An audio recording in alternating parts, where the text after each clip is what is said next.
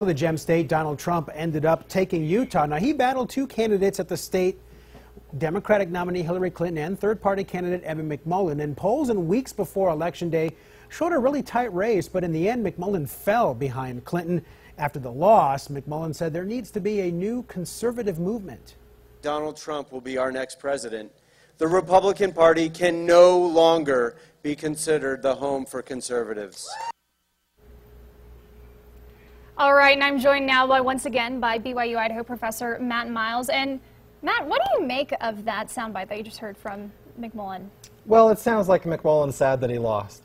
But the reality is, if you're a conservative in America, the Republican Party is your home right now. You could, I suppose, go out and try and join some other minor party, but the Republicans control the House, the Senate, the White House. There's no better place for conservatives to make policies that they like than through the Republican Party. Yeah, and so how do you feel about the future of the Republican Party now? The highest elected office is a Republican. So I think it's good news for Republicans.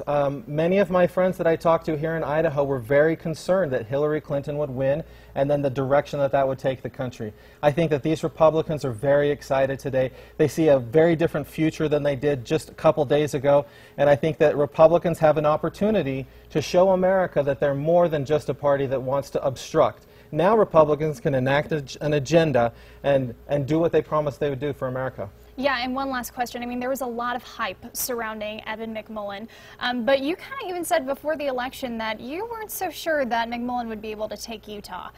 And why, why was that? It's because if you're a Republican and you have the choice between voting for a candidate who's unlikely to win the White House or to support the party nominee, most Republicans are going to support the party nominee.